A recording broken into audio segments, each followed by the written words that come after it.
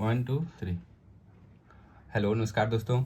आज 17 तारीख को जो एनटीपीसी फर्स्ट शिफ्ट में जो मैथ्स के क्वेश्चन पूछे गए हैं, जो मुझे याद है वो हम आपके सामने लाए हैं। डाटा अलग होगा लेकिन जो क्वेश्चन का लैंग्वेज होगा वो वही होगा जो एग्जाम में पूछा गया था।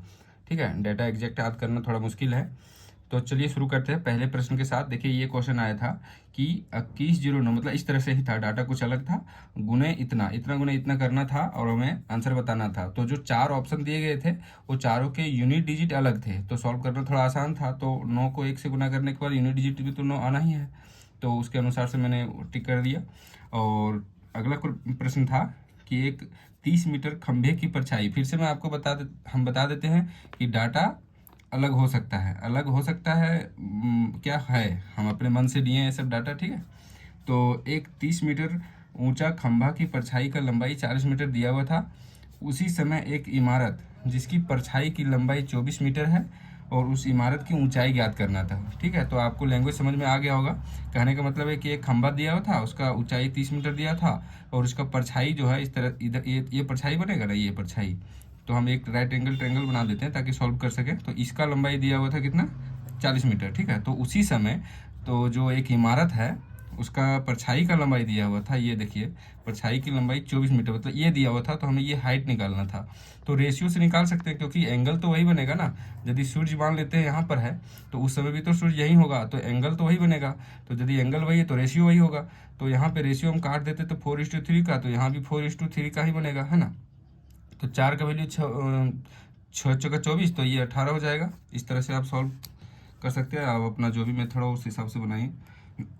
उसके बाद अगला प्रश्न था कि निम्न में से कौन सी संख्या 8 से विभाजित नहीं है। ठीक है, तो 8 से विभाजित नहीं है, 4 ऑप्शन दिया गया था, 4 नंबर दिया गया था कि कौन सा विभाजित नहीं है।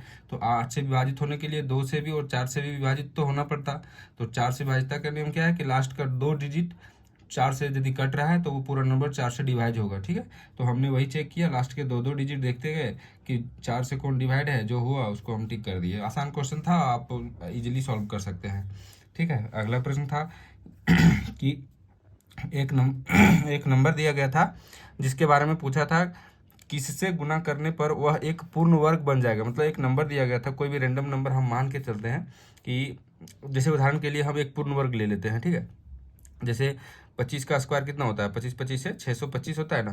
तो मान लीजिए हम 625 के जगह पर लिख देते हैं कुछ, इसको 5 से पहले डिवाइड कर लेते हैं, 5 बरे 60, 5 पचे 25, नंबर आपको मान लेते दे दिया 125। ठीक है, बोल दिया कि इसमें किस नंबर से गुना करें कि वो नंबर एक पूर्ण वर्ग हो। तो 125 तो अभी फिलहाल तो ये पूर्ण वर्ग नहीं है, तो हम इसमें क्या से गुना कर दे कि पूर्ण वर्ग हो जाएगा। तो इसको बनाने का आपको तो पता ही होगा कि 125 का पहले हम एलसीएम करते हैं। ये 5 2 7 1 8, 5 से काटेंगे 25 और फिर 5 से, तो एक जोड़ा निकल गया, एक अकेला बच जा रहा है, तो इसमें एक 5 का जोड़ा लगाएंगे तो ये पूर्ण वर्ग बन जाएगा, तो उसको हम 5 से गुना करेंगे। ठीक है, तो उसका आंसर 7 आया था जो वहाँ पर पूछा था। उसके बाद समकोण त्रिभुज का क्षेत्रफल ज्ञात करें जिसकी भुजाएं इस तरह से दिया हुआ था। ठीक है, समकोण त्रिभुज है, उसकी भुजाएं इस तरह से दिया हुआ था। थोड़ा हमको बनाने में अजीब लग रहा था, इसको हमको समझ में नहीं आया तो इसको हम छोड़ दिए। और आप इसको देख लें कैसे बनेगा। प्रश्न हम आपको बता दिए एकदम एग्जैक्ट, लगभग डेटा भी शायद इसी तरह से ही था। x + 25 x - 18 है ये। ठीक है, तो ये दिया हुआ था। तो पता नहीं कैसे बनेगा, हम बाद में सॉल्व करके डालेंगे। अभी फ़िलहाल तो हम जल्दीबाजी में जो याद आया लिख दिए हैं। नेक्स्ट क्वेश्चन है कि पी यानी मूलधन दिया हुआ था 1000 और इसका मिश्रधन 1728 रुपये दिया गया था और टाइम 1.5 साल दिया गया था। ठीक है, और हाफ ईयरली कैलकुलेट होता था, तो उसका रेट निकालना था। तो आसानी था, कोई दिक्कत नहीं था इसमें। जैसे आपको पता होगा कि P/A के पहले A/P के यानी कि 1728/1000 और टाइम है 1.5 साल और 6 महीने पे कैलकुलेट होता है क्योंकि हाफ ईयरली है। तो ये 3 स्लॉट बनेगा, तो इसका मतलब इसको हम क्यूब रूट निकालेंगे, है ना। तो ये कितने का है, 10 दे 100 दे 1000, 10 का क्यूब है। ये कितने का है, 12 का है शायद, 2 40, हाँ वही उसी का है। तो 10 से 12 हो रहा है, तो 2/10 × 100 यानी 10 दूनी 20% और चूंकि हम हाफ ईयरली है तो इसको 2 गुना करेंगे, तो ये 40% आ रहा था आंसर इसका। ठीक है, नेक्स्ट प्रश्न के साथ चलते हैं। माध्यक ज्ञात करना था, और ये इस तरह से डेटा दिया हुआ था। डाटा एग्जैक्ट नहीं है, ऊपर नीचे है कुछ, लेकिन आप अपने अनुसार से देख लीजिए। हाँ, ये जरूर है कि 11 डाटा दिया हुआ था, 1 2 3 4 5 6 7 8 9 10 11 डाटा वहाँ भी दिया हुआ था। तो हमको माध्यक ज्ञात करना, यानी बीच वाला टर्म। यदि हम उसको आरोही क्रम में सजाते हैं तो सबसे पहले छोटा, फिर उससे बड़ा, फिर उससे बड़ा, ऐसे करके तो बीच वाला टर्म जो होगा, मतलब इधर 5 और बीच में 1, तो 11 हो गया। तो बीच वाला निकालना था, इसका मतलब मुझे छठा निकालना था। तो हमने 6 नंबर तक उसको बढ़ते क्रम में लगाया और जो छठे नंबर में आया उसको आंसर टिक किया। और आंसर उसका क्या आया था मुझे याद नहीं है, लेकिन इसी तरह से बनाया था। ठीक है, प्रश्न आपको समझ में आ गया होगा। इस तरह से बनता है, इसको आप बढ़ते क्रम में सजाएं और जो बीच में आएगा वही आंसर होगा इसका माध्यक। ठीक है, अगला प्रश्न। रेडियस दिया हुआ था 7 सेंटीमीटर मान लीजिए, और इसका जो एल होता है, यानी किसका फाइंड करना था, कौन का। यानी देखिए ये जो शंकु है ना, शंकु, इसका जो एल होता है, ये तिर्यक ऊंचाई, ये दिया हुआ था 12, और इसका वॉल्यूम ज्ञात करना था। तो 1/3 पाए r² h ऐसे होता है इसका। तो उसी तरह से पाए पाए के फॉर्म में ही आंसर जो दिया गया था वो पाए के फॉर्म में ही था। ठीक है, तो 1/3 को ऐसे पाए का पाए रहने देते हैं, और पाए r² यानी r इंटू आर, और h निकालने के लिए हमको इसका स्क्वायर में इसका स्क्वायर घटाएंगे तभी तो निकलेगा, क्योंकि ये l होता है और ये r होता है। तो 7 12, तो उसको घटा दीजिए और इसका h निकाल दीजिए, और h का वैल्यू यहाँ पर जो भी आएगा पुट कर दीजिए। जैसे हम देखते हैं, डाटा भी तो अपने मन से नहीं है तो नहीं कटेगा, पॉइंट विंट में आ जाएगा शायद। 12 है 144, 7 7 49 में घटाते हैं, 14 में 9 5, 13 में 4 9 95, इसका तो नहीं निकलेगा, मतलब ये मतलब नहीं है। ठीक है, डाटा थोड़ा इधर उधर है, तो यहाँ पे h का वैल्यू रख के आप इसको सॉल्व करेंगे। वहाँ कट जा रहा था, यहाँ पे नहीं हो रहा है, दशमलव में आ जा रहा है, डाटा एग्जैक्टली याद नहीं है। ठीक है, और नेक्स्ट प्रश्न। समकोण त्रिभुज जिसकी भुजा 45 सेंटीमीटर, सब सेंटीमीटर में है। ठीक है, ये तो 45 सेंटीमीटर, 60 सेंटीमीटर और 75 सेंटीमीटर दिया गया था। कर्म के अनुसार मोड़ने के बाद शंकु बनाया जाता था उस त्रिभुज से। तो उस शंकु का कर्व सरफेस एरिया, यानी जो उसका कर्व सरफेस एरिया वो निकालना था। ठीक है, तो ऐसे था, इसका वैल्यू 60 था, इसका 45, और इसका सॉरी ये 75, क्योंकि ये सबसे बड़ा तो यही होगा हाइपोटेनस, और ये 60 था इस तरह से। ठीक है, तो हमको शंकु का क्या निकालना था, कर्व सरफेस एरिया। तो क्या होता है, कर्व सरफेस एरिया बराबर पाए RL होता है ना। तो इस तरह से आप फॉर्मूला लगा के निकाल सकते हैं। यहाँ पे रेडियस आपको निकाल लीजिए। इसको सॉल्व कैसे किए थे हम भूल रहे थोड़ा सा। ठीक है, इसको हम बाद में सॉल्व कर देंगे, फिलहाल क्वेश्चन आपको हम बताते चल रहे हैं। 11% के हानि पर बेचा, एक कोई वस्तु थी, इसको 11% के हानि पर बेचा, अगर 5% कम में खरीदा होता तो, और 20% के लाभ पर बेचा गया होता तो उसे 739 रुपये का लाभ होता। ठीक है, यहाँ पे ऐसा ही कुछ क्वेश्चन था। तो 11% के हानि पर कोई चीज़ बेचा जाता है, यानी 100 रुपये यदि CP है तो उसको 89 रुपये में बेचा गया, ये CP है, ये SP है। यदि उसको 5% कम में खरीदता, यानी 95 रुपये में खरीदता, तो 20% का लाभ होता। तो 95 का 20% निकाल के इसमें जोड़िए तो कितना हो जाएगा, 95 का 120%, 20 6 20 25 5 19 114। ठीक है, तो ये कितना का डिफरेंस हो गया, 89 और 11 यहाँ हो गया, 4 15 25, यानी 25 का वैल्यू दिया हुआ है ये 739। ठीक है, और हमको निकालना क्या है, तो क्या निकालना, तो रुपये इतने में दिया था तो उसको CP निकालना था। ठीक है, हाँ CP निकालना था, तो 100% निकालना था। तो इसको 25 से डिवाइड करके 100 कर दीजिए, जो आएगा ये आंसर CP। इसी तरह क्वेश्चन था, डेटा अलग होने के कारण एग्जैक्टली कट नहीं रहा होगा, आप काट सकते हैं, लेकिन यहाँ तो कट जाएगा। 25 चौके 100, तो 4 9 36 को 6 3 4 3 12 3 15 के 5 वक्त में 1 4 7 18 29, इतना आंसर आ रहा था इसका। ये डाटा बिल्कुल सही है। ठीक है, इतना ही आंसर आ रहा था। नेक्स्ट क्वेश्चन, बोर्ड मास पर 2 क्वेश्चन था। ठीक है, बोर्ड मास वो होता है ना कि जैसे 46 × 25 प्लस 4 भागा 2 और फिर ब्रैकेट, ऐसे ऐसे करके जो बोर्ड मास वाला होता है, ये 2 प्रश्न था इसी तरह से। ठीक है, आसान था, वो बन जाएगा, ज़्यादा उसमें कुछ था नहीं। चलिए अगला प्रश्न के साथ। एक था ऐसा कि इस तरह से दिया हुआ था सब। ठीक है, 4 नंबर दिए हुए थे बटे में फ्रैक्शन में, और बोला था कि बड़े और छोटे संख्या का अंतर भी दिया हुआ था। कुछ डेटा हमको याद नहीं कितना दिया हुआ था। बोला गया था कि बड़ा नंबर, इसमें से जो सबसे बड़ा नंबर और जो छोटा नंबर है उसका अंतर दिया हुआ था, डिफरेंस कुछ दिया होगा, जैसे 75 60 100 कुछ होगा, हमको याद नहीं है वो डाटा। तो वो डाटा दिया हुआ था, और बोला था कि सबसे बड़ा नंबर क्या होगा, ऐसा करके। ठीक है, तो आपको सबसे पहले इसमें चेक करना पड़ेगा सबसे बड़ा नंबर कौन है, सबसे छोटा नंबर कौन है, इस तरह से। तो वैसे तो बहुत सारे इसके तरीके हैं, लेकिन मैंने देखा कि नीचे डिनोमिनेटर ठीक है तो हम सीधा गुना कर लिया। 18 चौक 72, 19 पचे 95, मतलब ये बड़ा है। फिर इसमें चेक किया 17 पचे 85, 18 चौक टोटल से, ठीक है, ये बड़ा हो गया। फिर इसमें देखिए 11 चौक 66 और 17 दूना 34, तो ये 34 हुआ, 66, ये बड़ा हो गया, तो सबसे बड़ा ये हो गया। फिर इसमें से सबसे छोटा जो होगा वो चेक कर लेंगे और दोनों का डिफरेंस देखिए, जो वैल्यू दिया था वो रख देने के बाद और निकल जा रहा था। बहुत आसान था, आप सॉल्व करेंगे, डेटा नहीं है यहाँ पे, वरना सॉल्व कर देते। अपने मन से रखेंगे तो फिर गलत हो जाएगा फिर, ठीक। अगला प्रश्न के साथ चलते हैं।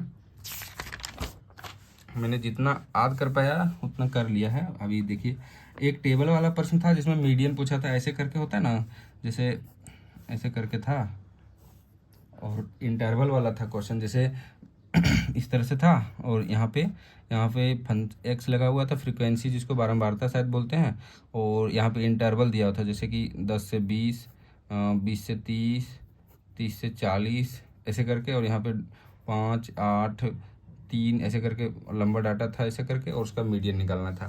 तो ये थोड़ा हमको टाइम लगता था कि उसका फॉर्मूला होता है, वो मुझे बढ़िया से याद नहीं था, इसको मैंने छोड़ दिया, ठीक है। तो उसका डाटा भी याद नहीं है, तो आप देख लीजिएगा थोड़ा इसको। और एक प्रश्न था कि एक समांतर चतुर्भुज का क्षेत्रफल पूछा था और इसको इक्वेशन के फॉर्म में डाटा दिया था, सीधा नहीं है वो, ठीक है। जैसे ये समांतर चतुर्भुज है ना, तो इसका फॉर्मूला निकालना था, लेकिन उसका जो डेटा दिया हुआ था 2 इक्वेशन के रूप में कुछ दिया गया था, वो थोड़ा डिफिकल्ट लगा, लेंदी था थोड़ा, इसको बनाने में समय भी लगता है, इसलिए मैं उसको टैग करके आगे बढ़ गया, ठीक है। डेटा इसका भी मुझे याद नहीं है, लेकिन आप उस तरह से थोड़ा देख लीजिएगा जिसमें इक्वेशन रहे।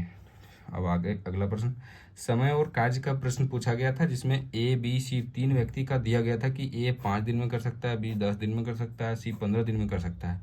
ए काम समाप्त होने के 2 दिन पहले छोड़ देता है और बी काम शुरू होने के 3 दिन के बाद छोड़ देता है, तो पूरा काम कितने दिन में समाप्त होगा। ये बहुत पॉपुलर क्वेश्चन है, अब नहीं बना सकते हैं तो हम थोड़ा सा बता देते हैं। जैसे देखिए ए दिया हुआ है 5, बी दिया हुआ है 10, सी दिया हुआ है 15, ठीक है। ये तीनों को एलसीएम निकालेंगे तो कितना हो जाएगा 30, ठीक है ना। तो ये 6, 3 और ये 2, ये एफिशिएंसी निकल गया सबका कि एक दिन में इतना काम करता है। तो यहाँ क्वेश्चन में क्या बोल रहा है कि एक काम समाप्त होने के 2 दिन पहले ही छोड़ दिया, तो उसको 2 दिन बाद तक और काम कराएंगे ए को, तो 2 दिन तक और काम कराते हैं। तो टोटल काम फिलहाल 30 है, तो 2 दिन और करेगा तो 6 दिन 12, इसको जोड़ देंगे, और अगला बार जो पहले छोड़ देता है ना उसको घटा देंगे। देखिए जो बी काम शुरू होने के 3 दिन बाद छोड़ देता है, मतलब काम शुरू हुआ और 3 ही दिन किया और छोड़ दिया, तो 3 ही दिन उसको 3 दिन जो किया उसको भी नहीं करवाएंगे, उसको भी घटा देंगे। तो कितना है बी का, तो बी का 3 दिया 9, उसको भी घटा देंगे, ठीक है। अब ये टोटल काम हो गया। इसको बोला कि तो पूरा काम कितने दिन में समाप्त होगा, तो चूंकि हम 3 को पूरा छुड़वा चुके हैं तो इसका हम नहीं लेंगे, 6 और 2 8 से भागा दे देंगे। डाटा इधर उधर है तो एग्जैक्टली नहीं आएगा, फ्रैक्शन में आ जाएगा, हम पहले ही बता चुके हैं आपको। तो 30 10 40 2 42 में 9 गया, तो कितना बता, 42 में हम 10 घटाते हैं तो 32, और एक और घटा देते हैं 31, ठीक है। इतना आ जाएगा ना, देख लीजिएगा अभी, तो इतना आएगा। अब जो भी है इसका फ्रैक्शन में आप चेंज कर लीजिए। नेक्स्ट क्वेश्चन, ए का दिया हुआ था 11 दिन में, बी 33 दिन में, सी 28 दिन में, ठीक है। ये थोड़ा हमको, ये शायद मेरे से नहीं बना क्योंकि अजीब आ रहा था थोड़ा। तो ये दिया हुआ है कि इतना दिन में काम कर सकता है, तीनों एक साथ कार्य शुरू करते हैं और 2 दिन बाद छोड़ देता है। कौन, ए 2 दिन के बाद काम छोड़ देता है, तो पूरा काम कितने दिन में समाप्त होगा, ठीक है। थोड़ा कैलकुलेटिव था, कैलकुलेट करने में इस तरह से, जैसे ए 11 दिन में, बी 33 दिन में और सी 28 दिन में, तीनों का एलसीएम निकालिए। डेटा भी थोड़ा बड़ा हो जाएगा, आपको पता ही है यहाँ पर टोटल वर्क जो होगा, और इस तरह से आप तीनों का एफिशिएंसी निकालेंगे। फिर 2 दिन का छोड़ दिया है 2 दिन के बाद, तो 2 दिन कितना काम किया वो निकाल के फिर टोटल में घटाएंगे। इस तरह से थोड़ा लेंदी हो जा रहा था, तो ये बनाने में समय लग रहा था, तो इसी कारण से इसको टैग करके हम आगे बढ़ गए, ठीक है। अगला प्रश्न देखिए, 2 क्या लिखे हैं, 2 समीकरण दिया था, ठीक है। इस तरह से एक समीकरण 2 समीकरण, और लिखा था कि दोनों का सार और अंतर सेम है। लैंग्वेज ही समझ नहीं आया कि इसका पूछ क्या रहा है ये, ठीक है। इसी तरह कुछ था कि सार व अंतर बराबर है, ऐसे करके कुछ पूछा था, तो दोनों का ए और बी का वैल्यू इस तरह से कुछ निकालना था। इस तरह से एक प्रश्न देख लीजिएगा, ये भी कुछ नया ही लगा हमको। एक क्वेश्चन ये बहुत ही टफ था हमारे ख्याल से, तो थोड़ा मतलब समय लगता है इसमें, ये प्रश्न में। एक डाटा भी याद करना टफ है, क्योंकि रेशियो के फॉर्म में दोनों का दिया था कि मान लीजिए कि नाव का x स्पीड मान लेते हैं और धारा का y, और दोनों को 4:3 में दिया हुआ था, ठीक है। और दिया हुआ था कि धारा के साथ जो जब जाता है, मतलब x + y स्पीड के साथ, तो उसका कुछ दूरी दिया हुआ था कि 25 किलोमीटर है और धारा के साथ जाता है तो इतना समय लगता है, ठीक है। उसके बाद दोनों का स्पीड पूछा हुआ था ऐसा करके, बहुत घुमा फिरा के, ये थोड़ा टफ था। उसके बाद अगले प्रश्न को चलिए डिस्कस करते हैं। रेट बराबर 12%, टाइम 3 वर्ष दिया हुआ था और अमाउंट 2040 रुपया दिया गया था, तो इसका मूलधन ज्ञात करना था। तो ये तो इजी है, सिंपल इंटरेस्ट था, हम आपको ये बता दें, यहाँ पे लिखे नहीं है, सिंपल इंटरेस्ट का क्वेश्चन था ये, ठीक है। तो कैसे हो जाएगा कि 3 साल है, 12% है, तो 12 या 36% इसका हो जाएगा। तो चूंकि हम मान के चलते हैं कि 100 रुपये था मेरे पास, तो 12 या 36, 12 रुपया हर साल लगता है, तो 3 साल का 36 रुपया, तो दोनों को जोड़ देंगे तो 136 रुपया मिश्रधन हो गया। और इस मिश्रधन का वैल्यू यहाँ बराबर कर देंगे, इतना है, तो एक का वैल्यू निकालेंगे तो 20/40/136, तो हमें मूलधन निकालना है, गुना 100 कर देंगे। इसको सॉल्व कर लीजिए, आंसर आ जाएगा, ठीक है। ये आसान था ये सब। उसके बाद अगला क्वेश्चन में 5 डाटा दिया हुआ था और एवरेज पूछा था। ये आसान था, इसमें लिखा हुआ था कि प्रत्येक सप्ताह में इतना इतना खर्च करता है, लैंग्वेज के फॉर्म में था क्वेश्चन कि एक सप्ताह में ये, फिर ये इतना इतना इतना, और 5 डाटा दिया हुआ था ऐसे करके, 5 कुछ कुछ था ऐसे, और उसका एवरेज निकालना था। तो 5 को जोड़ के 5 से डिवाइड कर देना था। ये तो कुछ टफ नहीं था, जो टफ है हम उसको बता दे रहे हैं ताकि आप अगले दिन के लिए आप कुछ अपना हिसाब कर लें। एवरेज स्पीड का एक प्रश्न था जिसमें 40 किलोमीटर की दूरी 5 किलोमीटर की स्पीड से और 30 किलोमीटर की दूरी जो है सो 15 किलोमीटर की चाल से जाता है, तो इसका एवरेज स्पीड क्या होगा। तो आपको पता ही है कि एवरेज स्पीड बराबर क्या होता है, कुल दूरी बटा कुल समय, है ना। कुल समय जो भी है लगा लीजिए, कुल दूरी कुल समय, तो दूरी तो दिया हुआ है 40 और यहाँ दिया है 30, तो ये दोनों जोड़ देंगे। समय कैसे निकालेंगे, समय बराबर दूरी बटा 4, तो 40 को 5 से डिवाइड करेंगे 8, और दूसरा वाला डाटा अलग रखे हैं हम, वहाँ याद नहीं है, लेकिन हमको इतना जरूर पता है कि पहले बार वाला कट गया था जिस तरह अभी कट गया, लेकिन दूसरे बार वाला थोड़ा फ्रैक्शन में आया था, ठीक है। जैसे हम यहाँ तो टोटल कट जाएगा, चूँकि 30/15 करेंगे तो 2 आ जाएगा, लेकिन यहाँ फ्रैक्शन में आया था जब हम बना रहे थे। तो इसको सॉल्व करिएगा तो कितना हो जाएगा, 70/10 बराबर 7 आएगा। लेकिन वहाँ भी पूर्णांक में ही आंसर आ रहा था इसमें, लेकिन यहाँ एक फ्रैक्शन में आया, तो इसको दोनों करने के बाद फिर डिवाइड करेंगे तो पूर्णांक में आंसर आ जाता था, ठीक है। अब नेक्स्ट प्रश्न देखिए, ये लास्ट प्रश्न है। वैसे तो 30 क्वेश्चन होते हैं, तो 22 नंबर यहाँ लिखे हैं। 2-3 प्रश्न, जैसे अभी ये बोर्ड मार्क्स में मैंने आपको एक बताया, तो वैसा 2-3 प्रश्न था। ये बोर्ड मार्क्स का 2-3 प्रश्न था, तो उसमें बढ़ा लीजिए और 27-28 तो हो ही जाएगा। और कुछ प्रश्न याद नहीं है, वो बाद में बता देंगे। कोई प्रश्न था ऐसा कि 3 संख्याओं का अनुपात जो दिया हुआ था कि इस अनुपात में था, और उसका एलसीएम दिया हुआ है। डाटा अलग है, हम फिर से बता दे रहे हैं, ठीक है। हम अपने मन से डाटा लिए हैं क्योंकि वो डाटा एग्जैक्ट याद नहीं है। तो इस अनुपात में था और उसका एलसीएम दिया था, तो एचसीएफ निकालना था, आसानी था। तो दोनों को एलसीएम के बराबर क्या होता है, सबको गुना करके इससे भागा दे दीजिए, उसके बाद जो आएगा एक्स का वैल्यू वही एचसीएफ होता है। तो आप देख लीजिए, इसी तरह से बनेगा, ठीक है। तो ठीक है, हम नेक्स्ट टाइम इसी तरह रीजनिंग के जो भी प्रश्न याद होंगे हम अपलोड कर देंगे। तब तक धन्यवाद, सब्सक्राइब करिए चैनल को और शेयर करिए।